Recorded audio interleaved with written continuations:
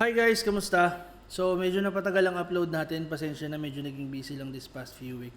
And welcome din po sa mga bagong viewers natin. You are watching this segment called Mang Kres Tutorial, kung saan pinag-aaralan po natin yung chords sa mga favorite songs nyo. Pwede rin kayo mag-request kung mayroon kayong gustong pag-aralan. And by the way, nag-upload po ko ng video once or twice a week. So yun po yung regular schedule ko talaga. And kung sakali magustuhan nyo yung mga ina-upload kong videos, ayan, don't forget to hit subscribe button and yung notification bell, i-click nyo na rin para updated kayo sa mga susunod pang videos. Okay? So let's start! Tutorials at iba pa. Okay, so unahin na natin yung best part. By the way, ang tuning natin is standard.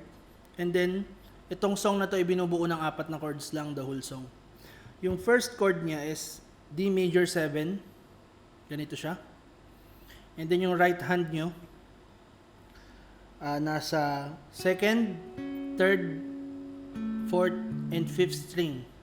Ganyan ang pwesto. Kasi ipa-pluck nyo siya ng sabay-sabay eh. Like this. Then mute. Okay? Diba? Okay? So dapat, pag-pluck nyo ng una, pagbagsak ng kamay nyo, nakapwesto na rin agad yung daliri nyo dun sa dati nyong pwesto. Para mabilis yung pagkaka-pluck nyo ng sa second, diba? Okay? And then, yung second chord niya is A minor 7. Pero pwede nang hindi ilagay ito. Pwede yun nang gantuhin. Ganto na lang. Pinaka bar na lang. Kasi imumute naman natin to. Hindi natin to kakalabitin yung 5th string. Okay. So, ang kakalabitin natin ngayon, 2nd, 3rd, 4th, and 6th. Okay. And then, pupunta tayo dito sa G major 7. Sa G major 7, dapat ganito yung original na chord niya eh. Hindi na natin ilalagay ito dahil hindi na nga natin kakalabitin yung 5th na yan. So, bale, 2nd, 3rd, 4th, and 6th string. Okay? And then, itong shape na to, iuusog lang natin siya sa 6th fret. Ito ay B flat major 7. Same strings pa rin dito, nakakalabitin natin. Pero ang mababago lang dito, sa unang pluck,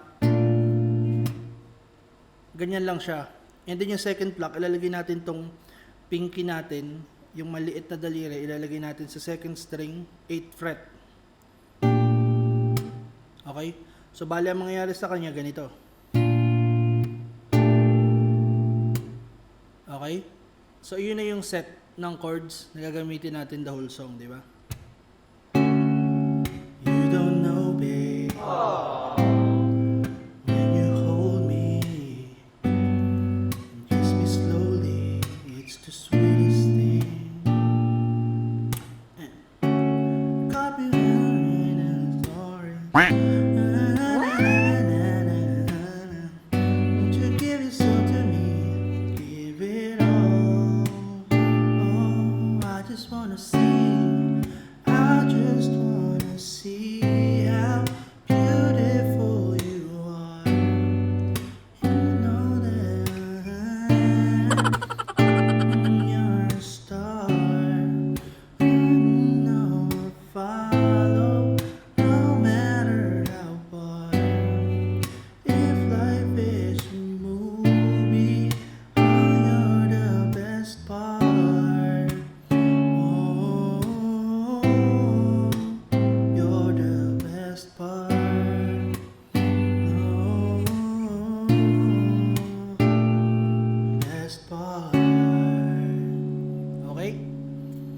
And then, next song.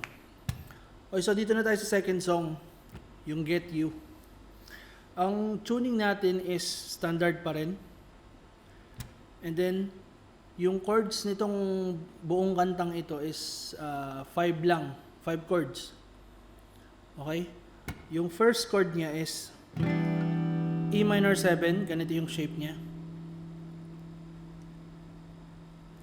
And then, second chord is F sharp minor 7. Bali, itong buong shape na to, tumaas lang ng second fret, ng 2 frets, I mean. F sharp minor 7. And then yung third chord niya is bababa lang ng isang fret, same shape. F minor 7. Bali, itong 6 string na to, mula dito, sa tatlong chord na to, nakamute lang yan. Yung mute nyo nitong middle finger. Okay? Diba?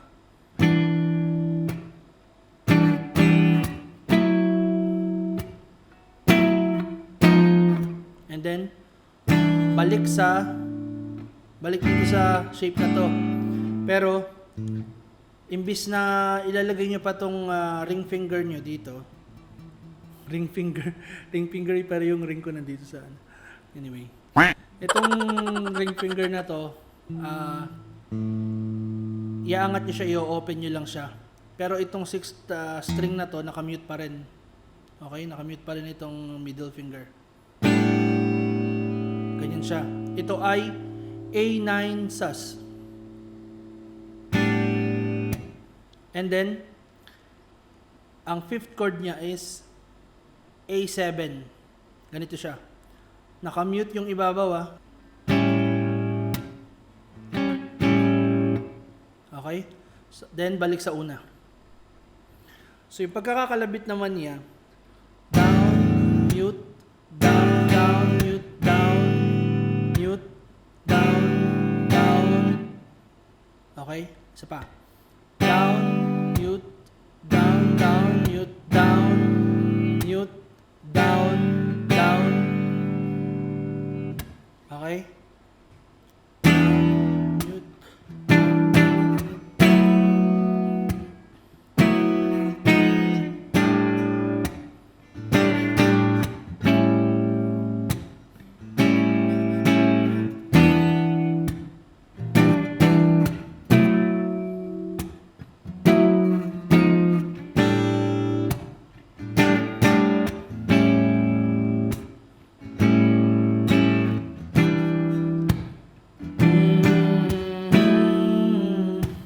Natural disaster. My baby has been around for me. It's a fun and more than ever made believe. Every time I look into your eyes, I see, yeah, you're all I need.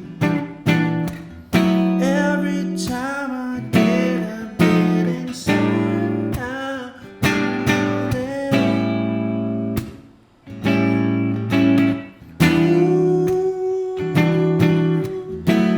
Who would have thought I could do?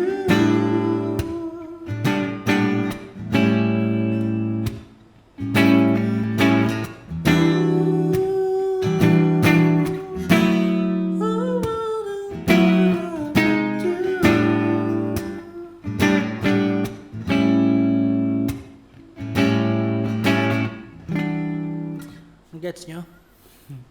Kung na-gets nyo, yan, i-like nyo lang tong video na to. And don't forget to subscribe, hit the notification bell, and see you in the next video.